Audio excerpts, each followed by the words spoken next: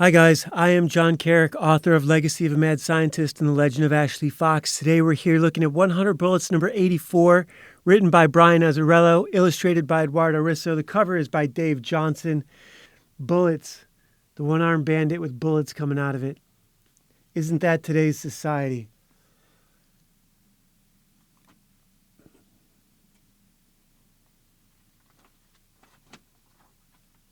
So the first page, we have a really nice casino.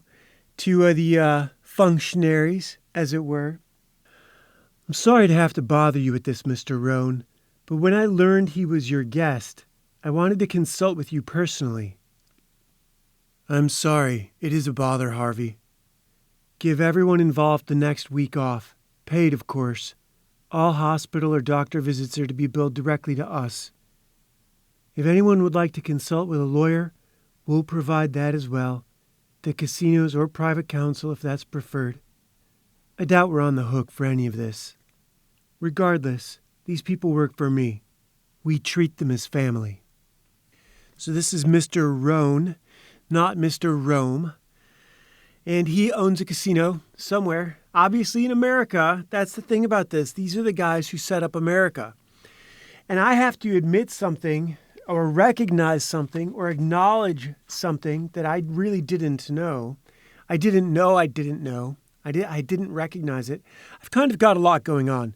Losing the vision in one eye will make you a little bit myopic. And I never finished this series way back when this came out. I was reading trade paperbacks, and this is already September of 2007.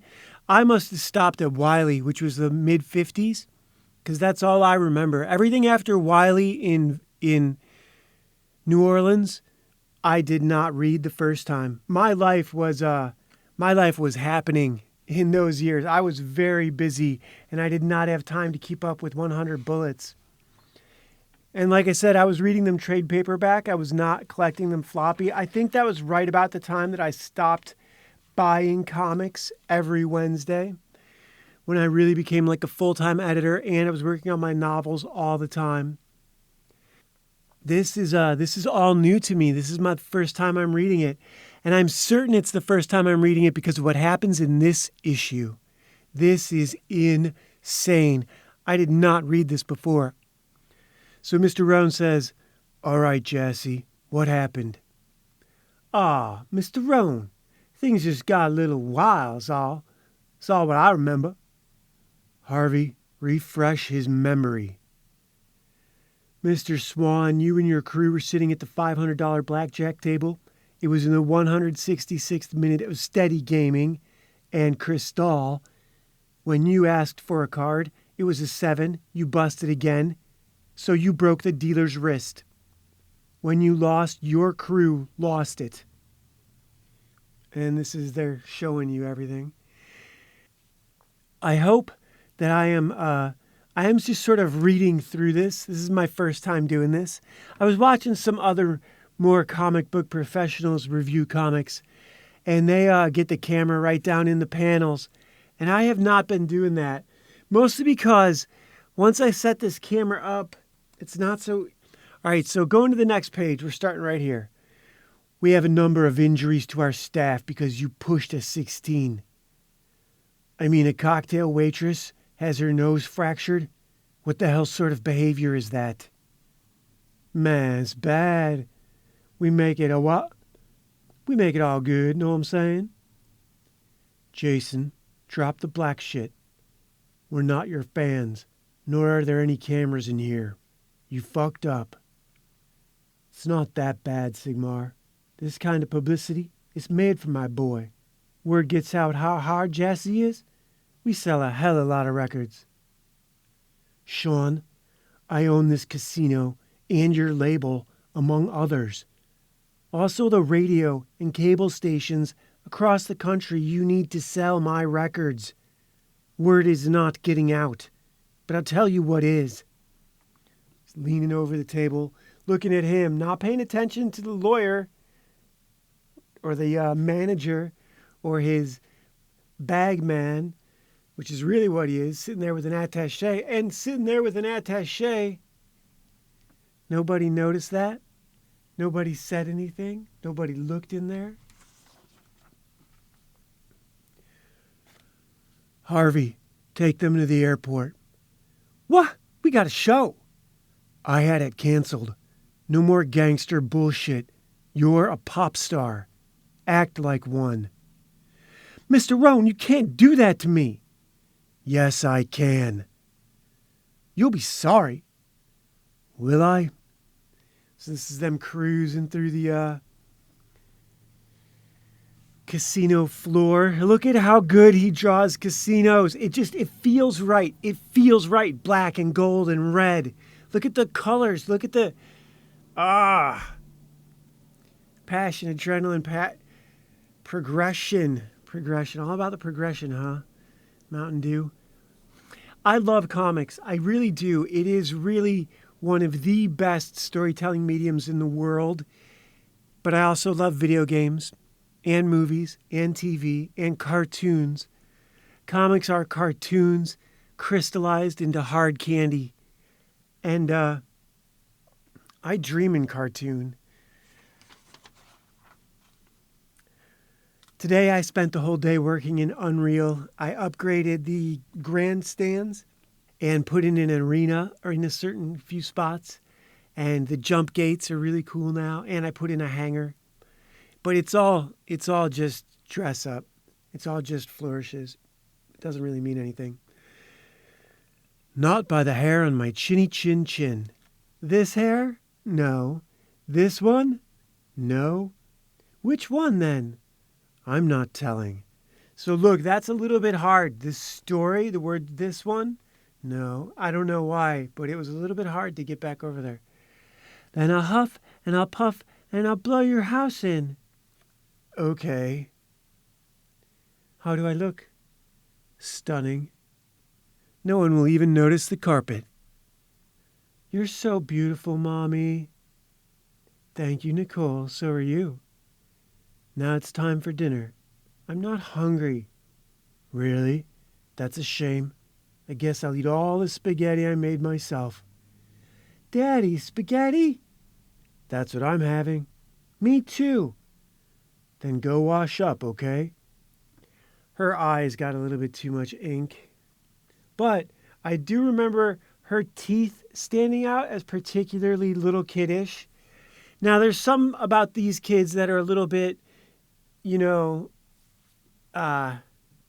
that's a little, sometimes their eyes seem to have a little bit too much mascara, or their faces are a little bit too, kids are not easy to draw. That's a really good kid, though, right there. Kids are not easy to draw. So this young family, they look European, don't they? Or South American, where the dad's, 57 and mom's 27, and they already have 6 kids. So what did you mean with that carpet crack? This dress isn't see-through, is it? I meant the red one you'll be walking on. Look at this. This looks great, doesn't it? So like a giant brain, the unmen. That looks pretty cool. So look at all these little kids. I wish you'd come with me. I don't know why I'm giving her a Spanish accent. I wish you'd come with me. I wish I could, but there's some business tonight I have to take care of. Besides, these events, they make me uncomfortable. Charity events? Just,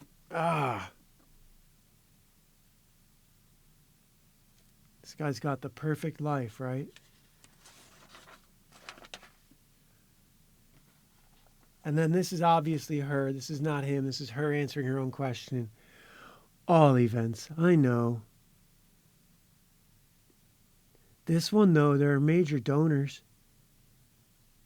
I'll put the good face on. The best face. I love you. So they've got 3 kids. I thought they had more. Are you certain about that, Sigmar? I'll soon find out, but right now, I'd have to say yes. That is distressing. It can be made into an advantage. I don't believe Augustus, do you? I believe I've made my position very clear. without speaking it, I suppose, but... And then right up here it says urgent. So I'm just reading through this, you guys. I hope that's not too annoying to listen to. But I have another call I have to take. Will you call me when everything's done?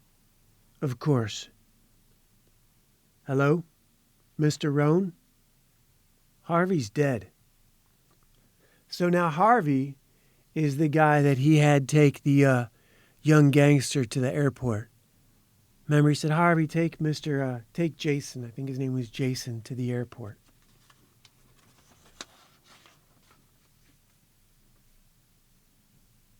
Jesus, how? He took a bullet on the tarmac at the airport, point blank.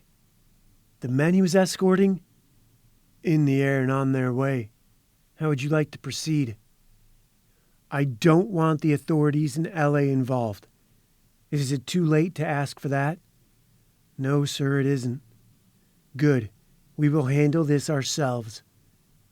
Mr. Roan, we're here.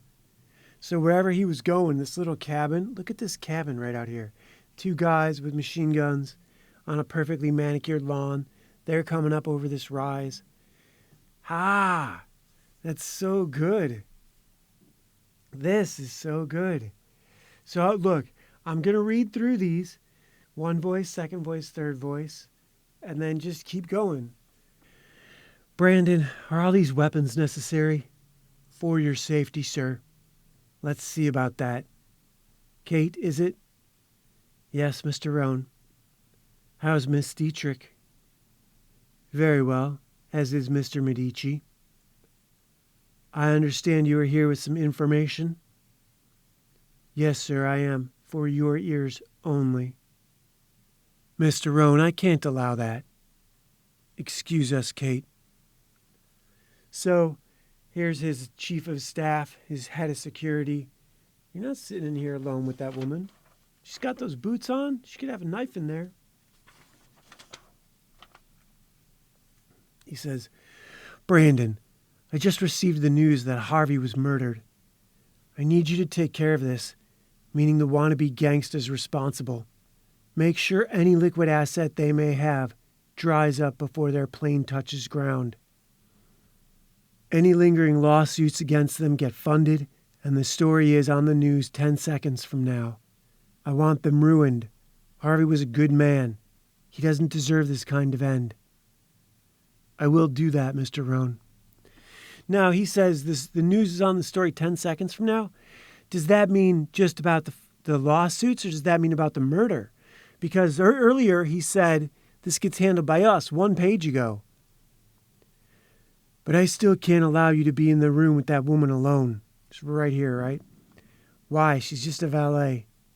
A bodyguard, sir. Highly trained.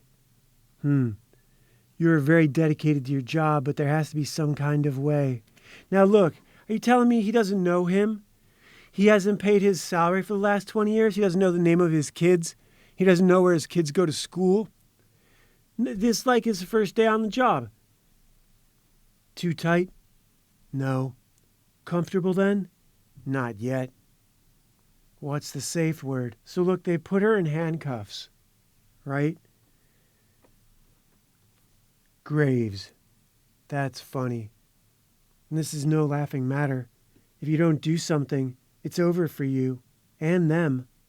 All of you that's left. Every house in the trust is about to get burned. And look at how many are already dead. 5? What was the first one? Daniel Perez. Anwar Madrid is the one that I know. Axel Nagel. But then, who else? I know there's more. I know there's a lot more. And because I'm spacing it, I'm turning the page. But let me think about this for a second. Alex Nagel was forced to take the pills by Javier Vasco in the elevator. Cole Burns stabbed Daniel Perez on a park bench looking out at the ocean. Not a park bench on the beach. Megan Dietrich got shot in the chest. Lono killed, what was that guy's name? His whole house. Fulvio something with a C. but he killed his whole family. And then Remy threw Mia Sloan out of a window, and she landed on a car. Is that 5? Mind if I smoke? Not at all. This is a girl with her hands handcuffed behind her back, right? And that clearly is like a guy standing right there, right? I've always enjoyed the scent of your cigars. Now, she has always enjoyed, I thought they just met. She just told him her name, right? They just met. Really? I prefer the taste. And so now they're making faces at each other. They've put their knees between each other. He's got his knees he's got his knee, and he's putting his, a shush. So obviously she knows what's going on. What's with the turtleneck? We're about to find out what's with the turtleneck. Kate, Sigmar, what do you have for me? And so he's getting busy. He's in it. He's deep. Megan and Augustus are whispering marriage. Love makes one do crazy things, break rules. What rules do you think the trust has left? He's using her. She likes it. She needs it. This is like Aeon Flux dialogue. She's new to this. We won't let it come to pass. You can't stop it. Look at that is right. That is Aeon Flux right out of MTV. And then 2 houses are uniting. Augustus, Javier. What? Augustus, Javier, Graves. They're in this together. They mean to be the trust. Megan has no idea who she's in bed with. Like all the double, triple entendres. It's kind of funny. It's clever. This is more clever than... So now this is interesting though, right? Why is that gun just floating in space? That's a foot. That's just trees. So what's going on? You're not going back there. I can't let you. It's too dangerous. What's dangerous? He goes outside. Give me the key to... Everybody's dead. Everybody's dead. Except these little blonde people over here. That's a mom and 3 kids. And 2 guys in suits with neckties. Billionaires don't wear neckties. Laborers don't wear neckties. No one's hanging a fucking laborer.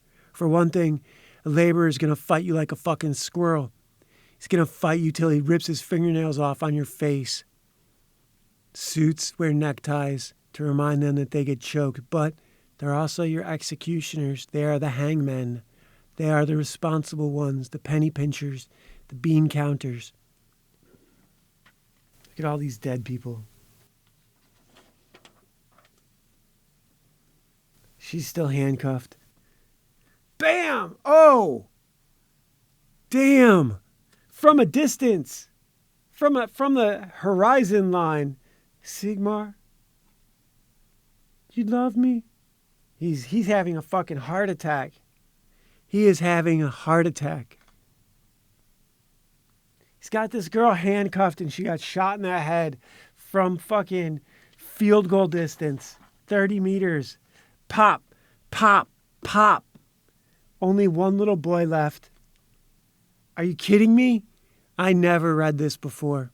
Like I said, my life was busy in 2007. I was not reading 100 Bullets. Are you kidding me? Smack or talk. And then the old man gets one. Whew. Are you kidding me? I guess not. And who is doing this? That's Vic and Remy.